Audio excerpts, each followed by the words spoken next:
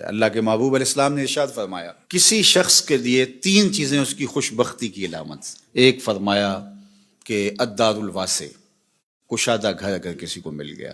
دوسرا المرکب الہنی، تیز رفتار سواری، اس زمانے میں گھوڑے ہوتے تھے، آج اچھے ماڈل کی گاڑی آپ کہہ لیں۔ اور تیسرا فرمایا المرأۃ الصالحہ، نیک عورت۔ نیک عورت اللہ کا انعام ہے۔ اس کی تشریح بھی فرمائی کہ نیک عورت کون ہے۔ فرمایا جب تم اسے حکم دو تو وہ بجا لائے، اور جب تم اسے دیکھو تو تم خوش ہو جاؤ۔ تو یہ نیک عورت کی علامت بیان فرمائی گئی۔ تو نیک عورت آنے والی نسلوں کی ضامنہ بنتی ہے، اس لیے اچھی بیوی تلاش کرنا، اور کل وہ بیوی ماں بننے والی ہے اور آپ کی نسلیں اس کی گود میں پلیں گی، اور وہ ضامنہ ہے آپ کی نسلوں کی۔ اگرچہ یہ درست ہے کہ مرد کی اثرات اولاد کے اوپر مرتب ہوتے ہیں۔ الولد سر لابیہ ہے، یہ فرمایا گیا کہ جو بیٹا ہوتا ہے یا بیٹی ہوتی ہے وہ باپ کا راز ہوتی ہے۔ باپ کے اثرات اولاد کے اندر ظہور پذیر ہوتے ہیں، اس میں کوئی شک نہیں، لیکن تربیت کا جوہر خاتون کے ہاتھ میں، ماں کے ہاتھ میں۔ تو مائیں ہی اولاد کو صالحہ اور پاکیزہ بناتی ہیں۔ اللہ اکبر! اگر ماں مائی راستی ہو تو بیٹا فرید الدین گنج شکر ہوتا ہے، اور ماں ام الخیر ہو تو بیٹا شیخ عبد القادر جیلانی ہوتا ہے، اور اگر ماں فاطمہ ہو تو بیٹا حسین ابن علی ہوتا ہے۔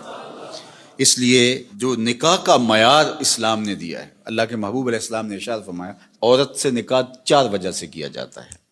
یعنی کوئی بھی کسی سے نکاح کرتا ہے تو اس کے جو دواعی ہیں، جو محرکات ہیں، وہ 4 ہیں۔ سب سے پہلا فرمایا لمالہا، عمومی طور پہ یہ لوگوں کے رویے ہیں جو حضور نے بیان فرمایا۔ مال کی وجہ سے لوگ کسی سے نکاح کا رشتہ جوڑتے ہیں۔ دوسرا فرمایا لحسبہا، کسی کے حسب و نسب کی وجہ سے، خاندانی وجاہت کی وجہ سے رشتہ جوڑا جاتا ہے۔ تیسری بات فرمائی ولجمالہا، کسی کی خوبصورتی کی وجہ سے رشتہ جوڑا جاتا ہے۔ اور پھر آقا کریم علیہ السلام نے چوتھا فرمایا لدینہا، کسی کے دین کی وجہ سے اس کے ساتھ رشتہ جوڑا جاتا ہے۔ پھر آقا کریم نے فرمایا کہ تم اپنے غلاموں کو تلقین فرمائی کہ تم نکاح کرتے ہوئے دین دیکھا کرو۔ اللہ اکبر! دین کی بنیاد پر، ہاں اگر باقی چیزیں بھی دین کے ضمن میں آئیں، دیندار خاتون صاحب جمال بھی ہو، صاحب کمال بھی ہو، صاحب مال بھی ہو، حسب و نسب کے اعتبار سے بھی وہ اعلیٰ مرتبے پہ فائز المرام ہو، تو یہ اچھی بات ہے، مل جائے۔ لیکن پہلی چیز جو ہے اس کا دین ہے، چونکہ اگر خاتون دیندار ہوگی تو نسلوں میں دین پھیلے گا۔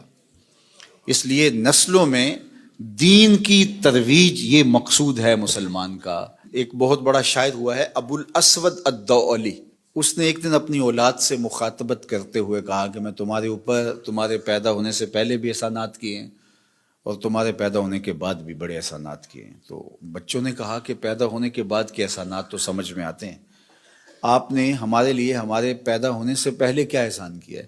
تو ابو الاسود الدؤلی کہنے لگا کہ میں ایک شاعر تھا، اور شاعر کی طبع میں حسن پسندی ہوتی ہے۔